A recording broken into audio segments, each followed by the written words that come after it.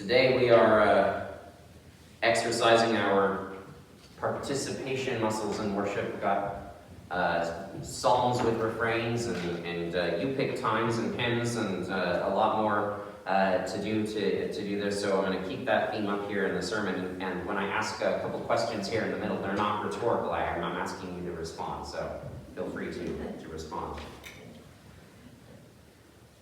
The passage that we just read from the Gospel is Jesus warning his disciples of those days, terrible days when violence and state oppression shall come. Jesus was being specific. He was not being vague.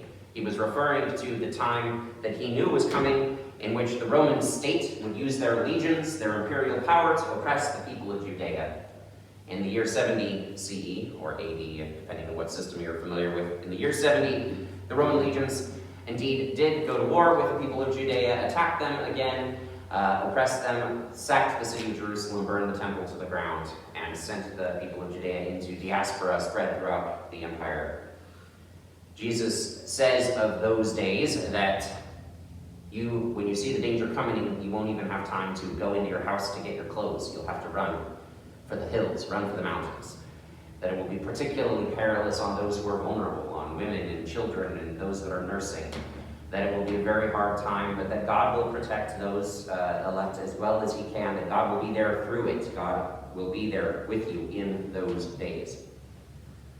Now, Jesus was being specific about the time he meant, but Christians have often used this passage and other passages like it as a sort of generalized apocalyptic vision, as a sort of generalized prediction of universal catastrophe, and people often refer to in those days as a sort of prediction that there's like a future time when the world is going to end.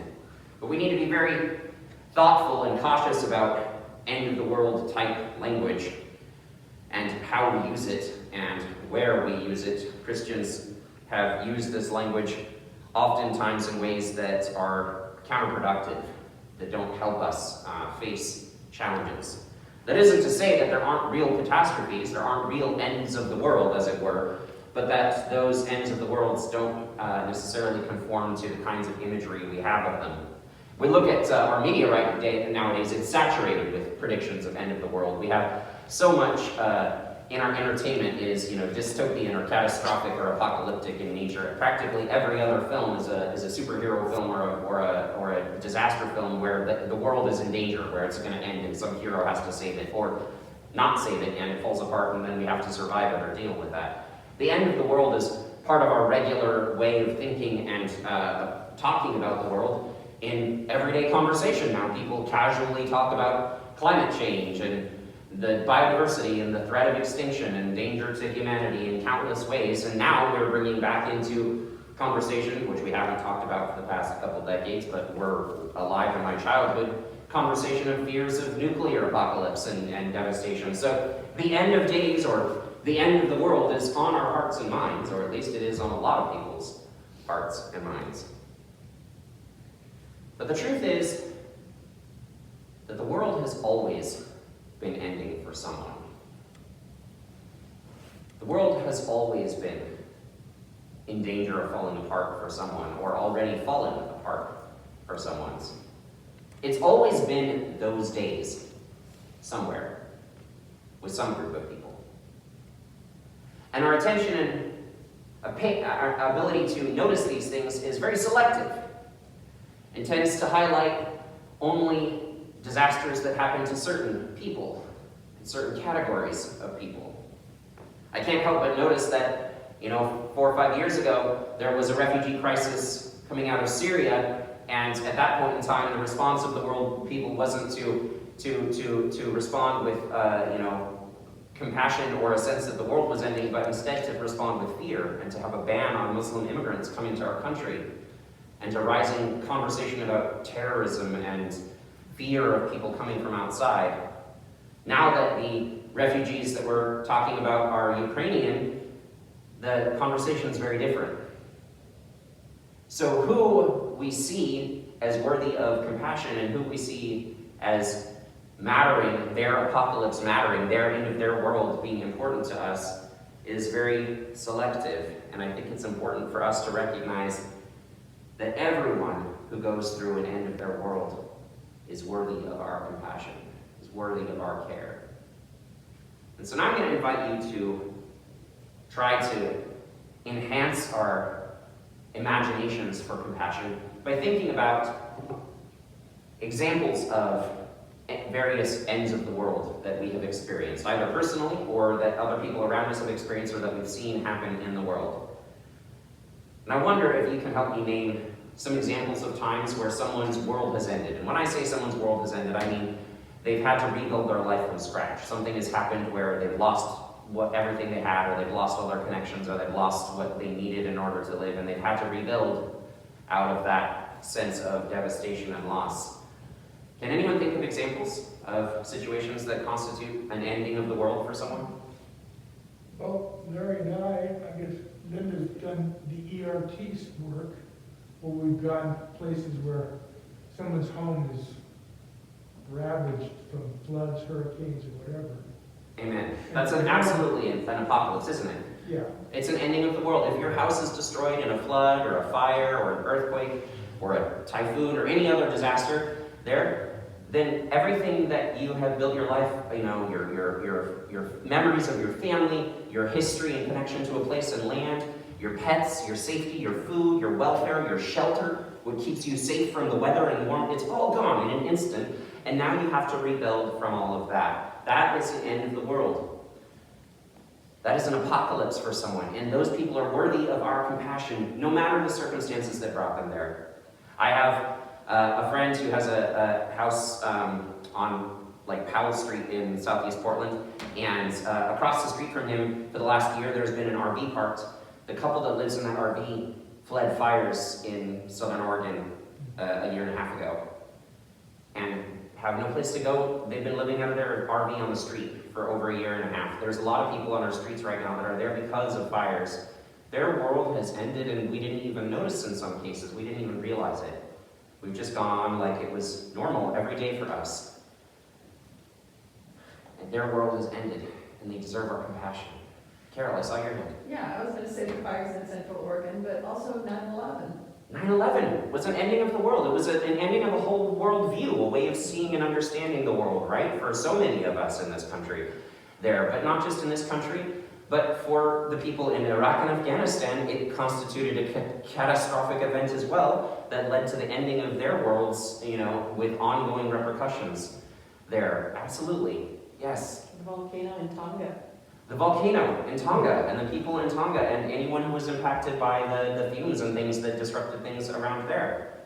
Yeah. The pandemic. The pandemic. The pandemic. Boy, the pandemic has been an apocalypse. It has been an ending of the world. It has been in those days for so many. And not just for those, of course, who have died and those who have lost loved ones, but for everyone whose life has been disrupted, which is everyone. Which is everyone. Yeah. Can we think of any other, Tom? For us, it didn't seem that apocalyptic, but the AIDS epidemic in Africa wiped out generations. Some countries, their whole middle class was devastated.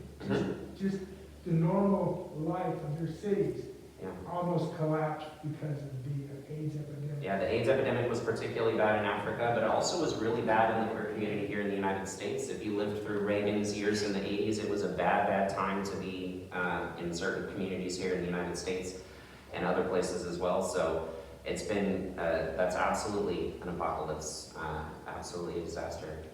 And I'm sure that you can think of more. Some of them are big, some of them are global, like the pandemic or like that, and some of them are very personal and intimate. A divorce can be an end of the world.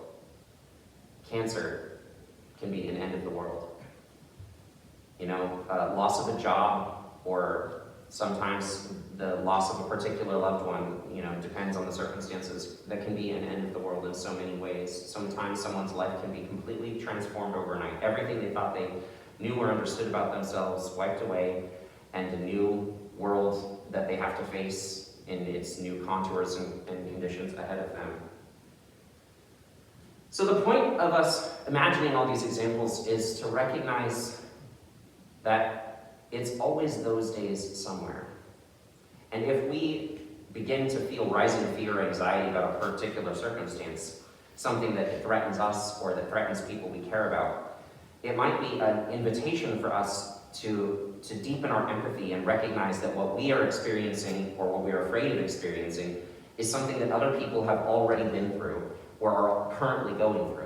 And that those people are people who we need to be extending our care toward, and they're people who have experience to teach us and people who have wisdom to show us of how to endure and how to survive and how to transform and how to get through. Jesus warns his community about those days, telling them that they will be hard, that they will be bad, but also that God is going to protect them and be there with them through that circumstance. God will be there with you in those days, Jesus says in that passage, makes very clear. God, in other words, has a plan for those days, whatever those days may be for whoever it is that's going for them. And the plan is you. The plan is us. The plan is each other. We are what get each other through whatever apocalypse it is we have to face. It is our community that strengthens us and supports us, enables us to transcend hardship and trial and difficulty. Jesus says to pray that those days don't come, but also to prepare that you will be ready to face and to care for each other in those days. And I encourage not just to prepare for yourself, but to think about and be aware of who it is around you might have experienced or undergone an apocalypse that you didn't even notice or weren't even aware of. And just strive to be there and to be a good neighbor and a good companion to those that are enduring them. By all means, let us care for the ones who have lost everything in this current conflict in Ukraine, but let us not forget also to care for the immigrants that are sitting still in camps at our borders right now, or the people who are houseless in Oregon and around us right now from the fires right around us in the present moment, or other people right in our midst who are also undergoing their own personal apocalypses. May you have confidence and faith in God's love for you, in God's promise to endure with you and be with you through whatever trials you may face. And may you also feel called and convicted in your role to reach out to those who are afflicted. In the name of the Father, the Son, and the Holy Spirit, all glory and honor be unto them. Amen.